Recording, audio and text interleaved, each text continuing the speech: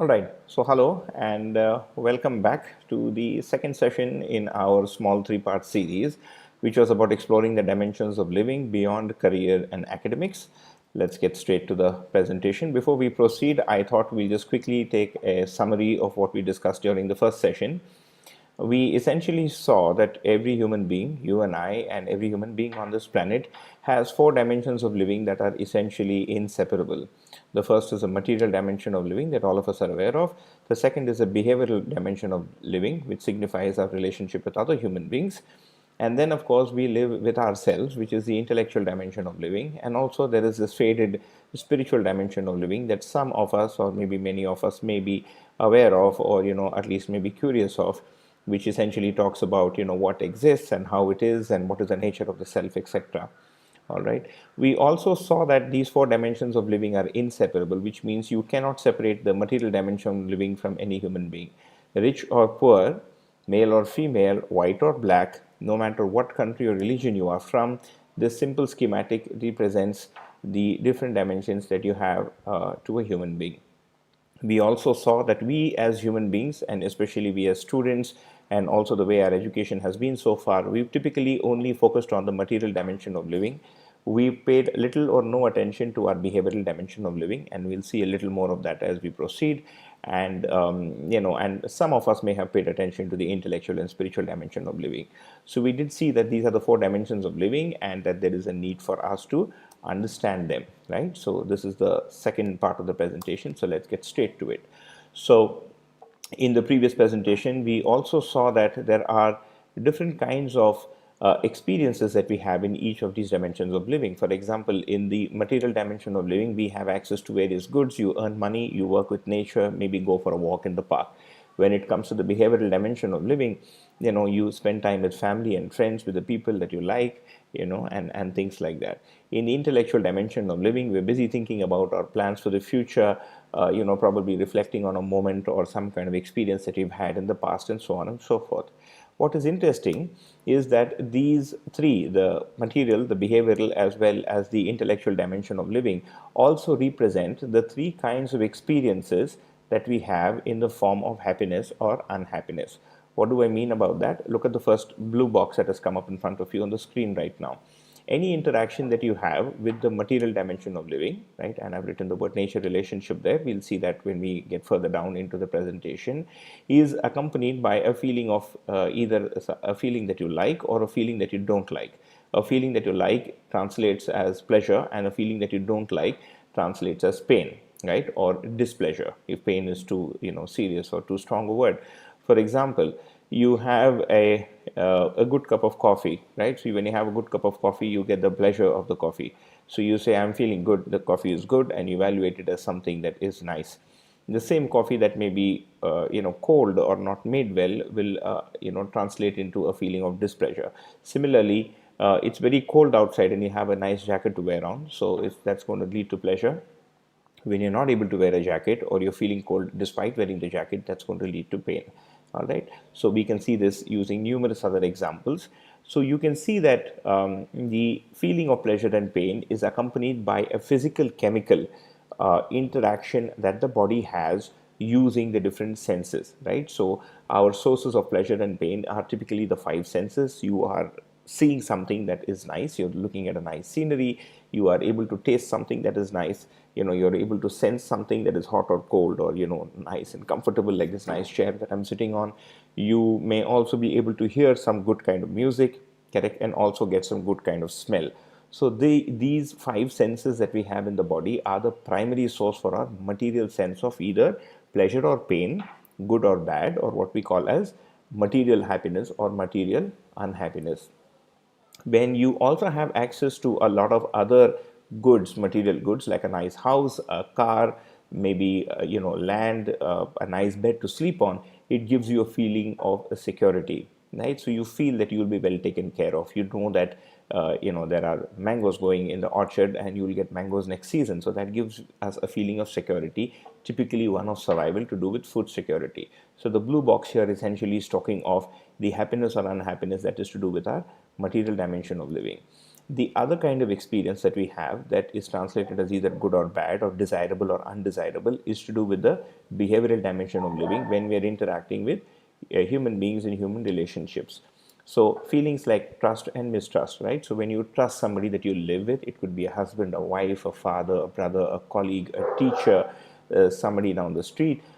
When we have a feeling of trust, we like that feeling, and when it is accompanied by a feeling of mistrust, we do not like that feeling.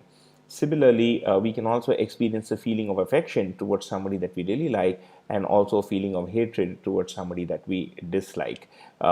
Similarly, you may like it when somebody greets you with a sense of respect, and we typically do not like it or don't find it acceptable when somebody insults us. It's easy to see with a little bit of, when you pay a little attention to it, that the feelings or the kind of experiences that we have that are written in the black box under the behavioral dimension are significantly of a different quality than the experience that you get you in the material dimension. So these feelings are of a totally different nature, right? This experience is of a totally different nature than the kind of experience you get in the material dimension, right? So it's like you are sitting, let's say, on the floor. So materially you may not have very much, but you really like the person you're sitting with. This is a totally different kind of experience. You are sitting on a nice cushioned sofa, but you're having an argument with the person that you're sitting next to, right? So you are getting the pleasurable sensation from the sofa as far as the material dimension is concerned, but may not like the kind of feeling that is arising out of the in the behavioral dimension. So these are two kinds of experiences that we, all of us, go through, all us humans go through. The third kind of experience is what's come up in the orange box here, right? These are the experiences that you have within yourself. Usually these experiences are a result of something that we've done outside in our living. Many a time these experiences can also arise within us. The feeling of contentment and discontentment, for example. Correct. So let's say you decided that you are going to buy a nice bike, right? So you went ahead, you were able to buy the bike, and it didn't pinch your pocket very much, so you're going to feel a sense of contentment. You were not able to buy it, so you may not be contented with it. Correct? Or it may lead to unhappiness. Similarly, let's say you desired to become an IAS officer and you were able to fulfill that desire, you get a feeling of contentment. Many a time we experience the feelings of contentment and discontentment even if you're not doing something outside. For example, the moment you think of wanting to become an IAS officer, and it is, let's say, at the same time, you get the kind of feeling that you are not good enough to be an IAS officer, or you're scared about the amount of hard work that it's going to take to really become an IAS officer.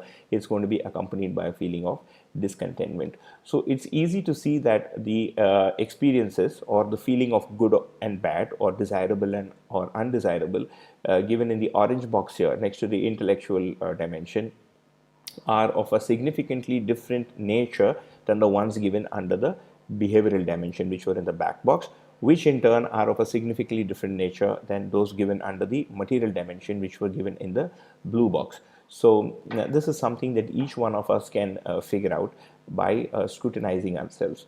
So if we were to look at what the key takeaway from this small slide is, you will see that there are three kinds of happinesses or unhappinesses that each human being lives with, right? And we desire a fulfillment in each one of them.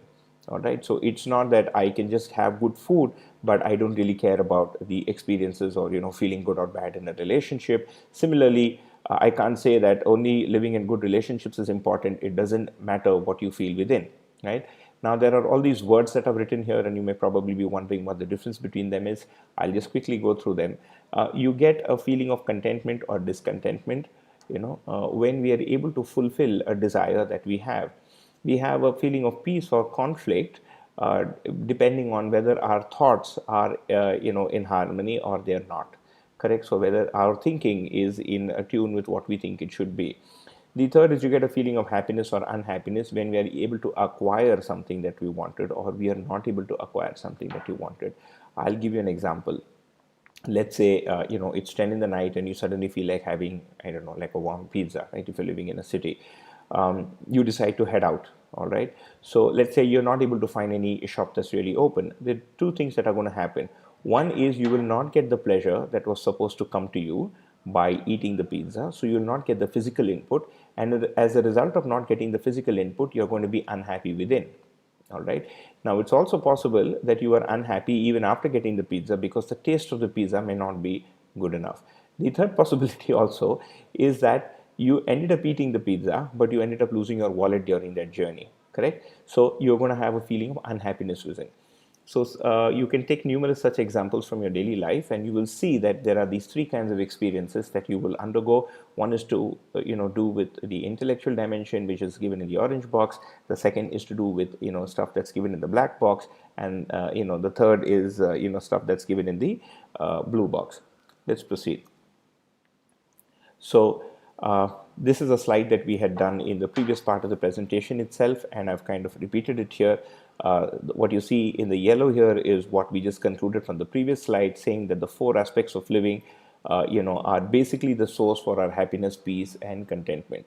All right. So, and they are also the source for our unhappiness, conflict, and discontentment.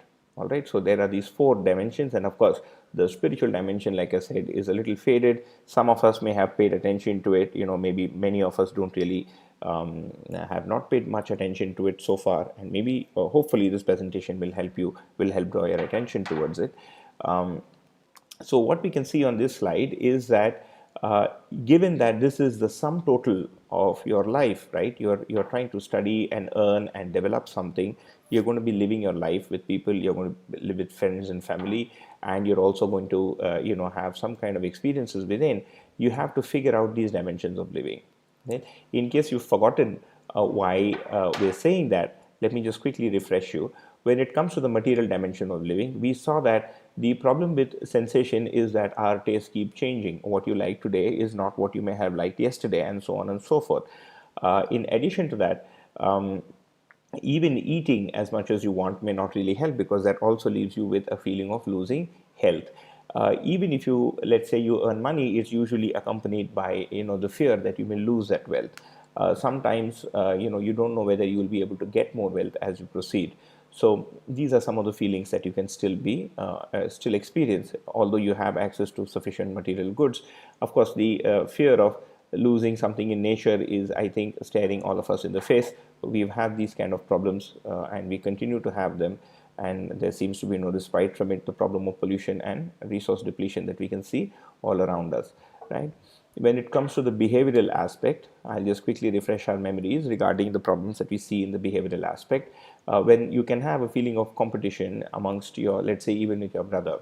Sometimes you see a feeling of competition even between a husband and a wife, right? Between two colleagues, and so on and so forth. You also have numerous kind of misunderstanding. We also have the fear of losing a loved person that we live with, right? And then when it comes to society, you can see that there's a lot of exploitation, war, etc., right? So the question really is, what do we do about it, right? How do we go about it? And that is what the remainder of the presentation is going to be about. But as far as this particular slide is concerned, I think we can conclude that number one, we need to figure out these four aspects of our living, right? It's not sufficient to only be paying attention to the material dimension of living. That's one. This means that we need to resolve them, right? The word resolve in Hindi or Devanagari in Hindi Marathi is called samadhan, right? So any Indian language, I think probably, or most Indian languages will have the word samadhan. Samadhan essentially means to have a resolution in these four dimensions of our living, right? And when we resolve these dimensions of living, we know what to do with each one of them. All right. Otherwise, if we don't understand these dimensions of living and we don't resolve, have a resolution, in these respective areas, it's quite possible, and I think that's what you can see, as being most commonplace, is we continue to have some gains in the material dimension, but they're also accompanied by problems in the other dimensions, right? So the dimensions 2, 3, and 4 that you see are, equally, or if not more important, and you will also notice that I have numbered them in the order in which we usually pay attention to them, or usually in which we actually experience them, which is we experience the material dimension first, we then experience the behavioral dimension, and then we become aware of the intellectual and the spiritual dimension. As we proceed, you will see that the order of understanding them is exactly the reverse, in the sense that we basically behave according to how we think, right? So if you don't change the way you think, the way you behave is going to remain the same, right? If you don't change the way you think, the way you interact with the material world is going to be the same. And that's what we're going to get into in the next part of this presentation. So the question that comes to mind, a logical question, is if I want resolution in these four dimensions of living, how can I have such resolution, right? The answer is pretty straightforward. The resolution comes from understanding, all right? Why do we say that? Let's see if we can explore that a little bit. What I've written on the first point here is we are resolved about a thing when we understand its behavior. Right? For example, water or ice. We understand that water, although ice is a form of water, water and ice have different properties, right? So we are able to interact with water because we understand how water behaves. You're not going to try to dry yourself with water because you know water actually is going to increase wetness. We are able to plant something on the earth and grow something because we understand the soil on the earth. If you don't have an understanding of the soil there, you will not be able to grow something on the planet. Correct? We understand how to use fire or how to live with fire because we understand its properties, right? Similarly, we understand the human being. So we understand the human being as well as the human brain and its behavior, which is why you're able to, let's say, do a complex surgery, which is called neurosurgery on it. And of course, a virus, right? So when you understand the behavior of a virus, we are resolved about it.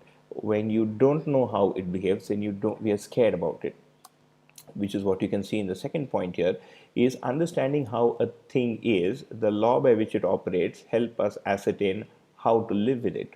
Correct? So if you do not understand something, if you don't understand the law by which something operates, you don't know how to live with it. So simply speaking, if you don't understand me, if you don't understand the law by which I operate, it is going to be hard for you to live with me, right? Let's say you have a pet dog, right? And there are different breeds of dogs. Let's say somebody wants to keep a pet tiger and a third person has a pet elephant.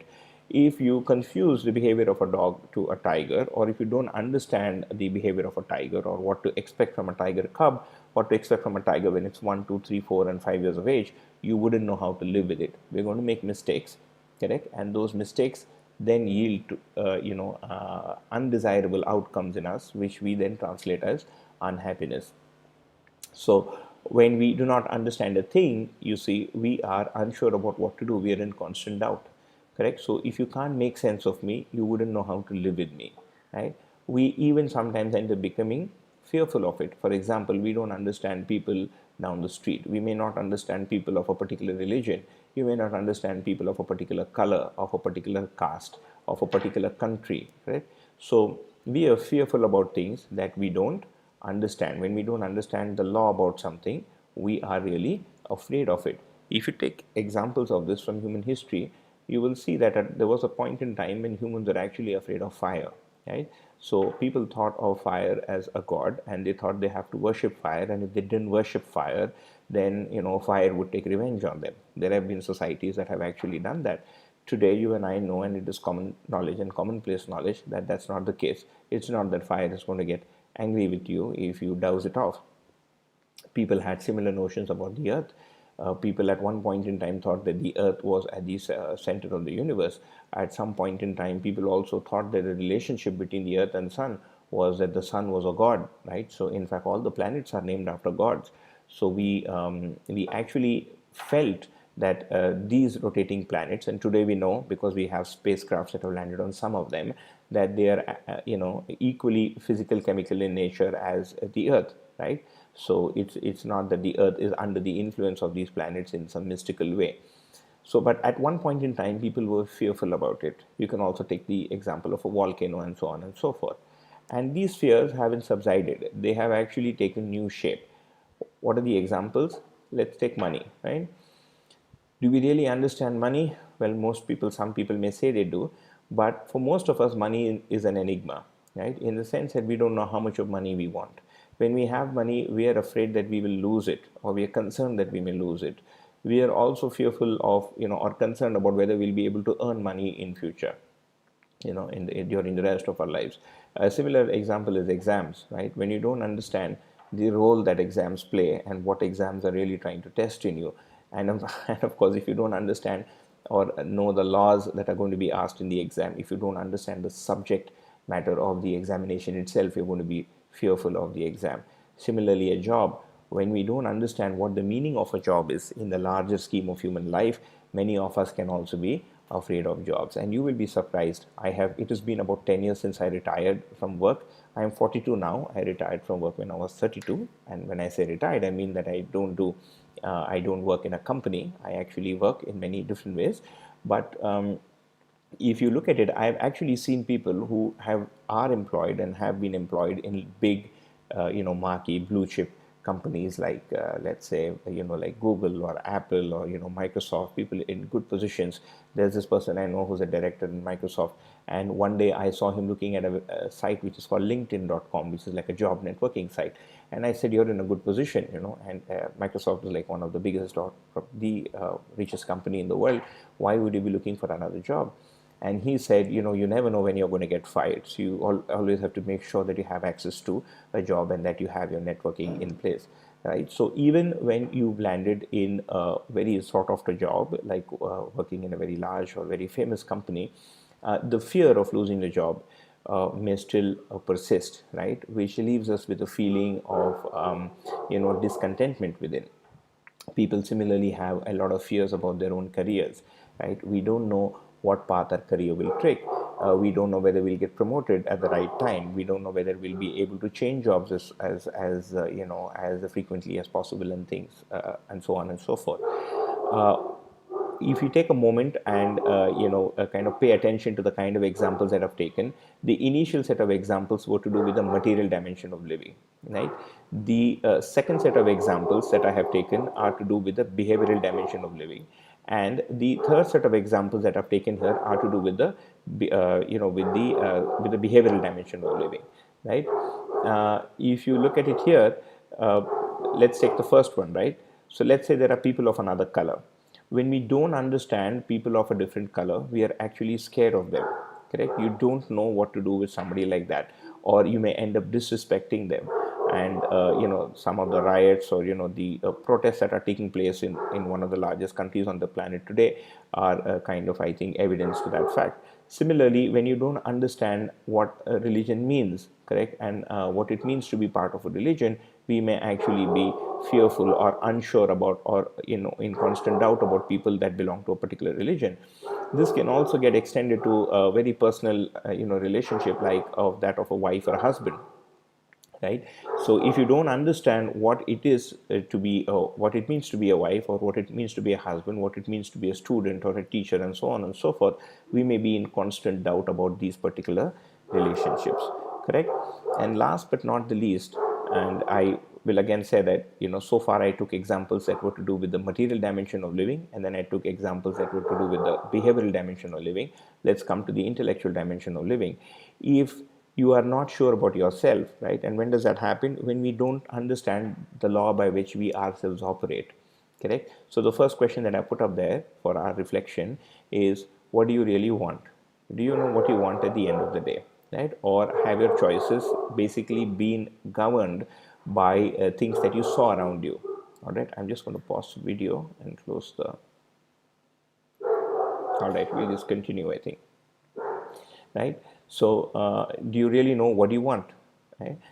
So this is a very I think an innocent question, but probably a question for which an answer may seem difficult to come by, because you find that most of the things that we want today, or that you think that you want, are actually based on some kind of influence from the outside, right? You've seen something, a friend says he wants to go to the United States and do a master's in science. Somebody says, I'm going to join a job. Somebody says, I'm going to become a lawyer. And we typically end up making choices based on these influences that we get from the outside. But if we ask a question of, what do you really want as a person and as a human being, what do you really want from life, maybe some of us may struggle for an answer there.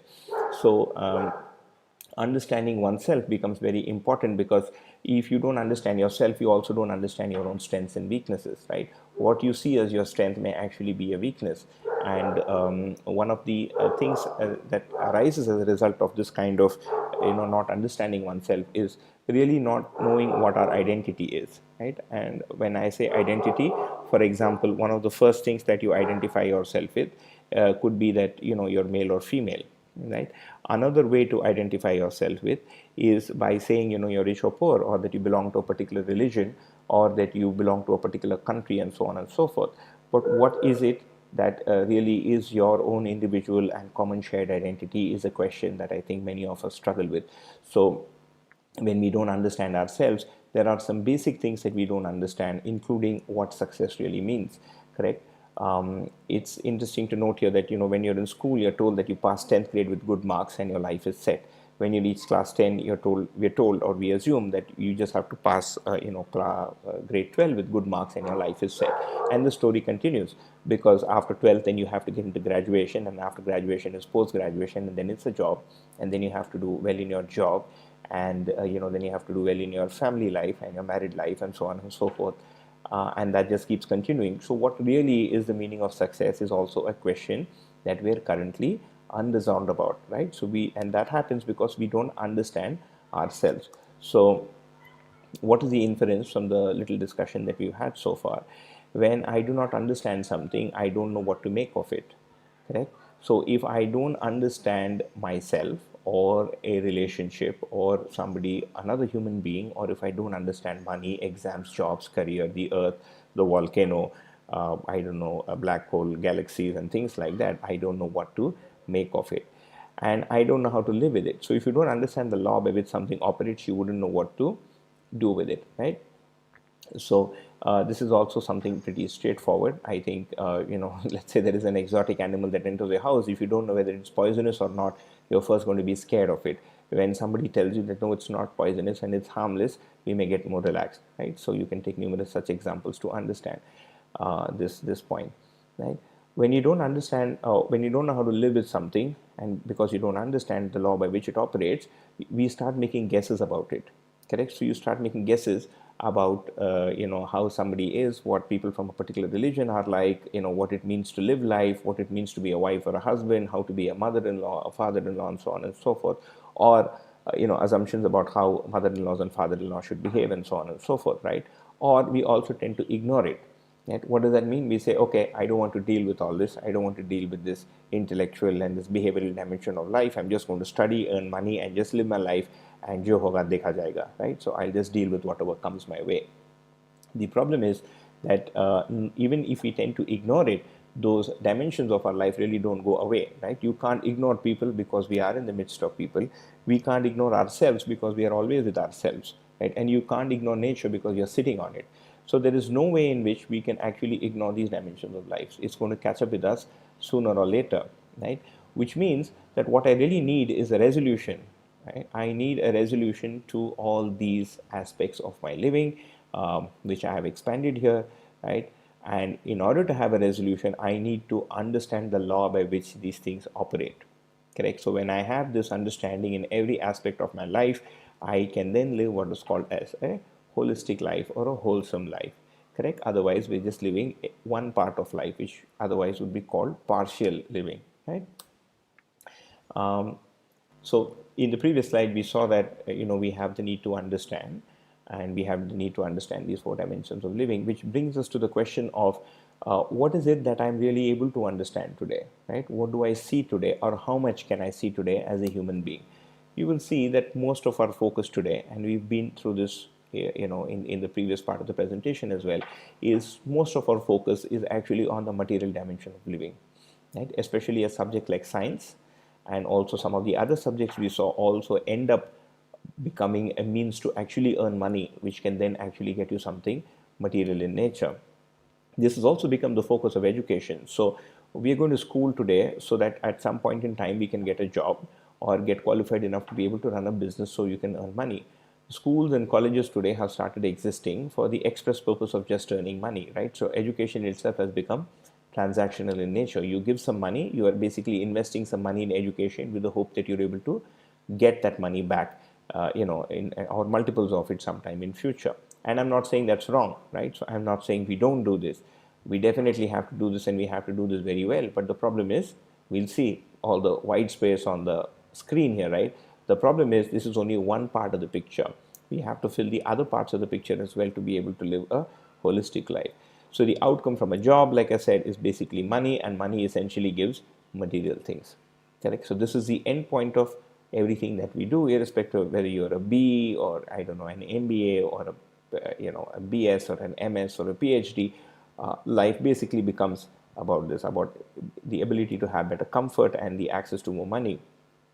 What we can make a small observation here, that money has also become a measure of looking at human relationships.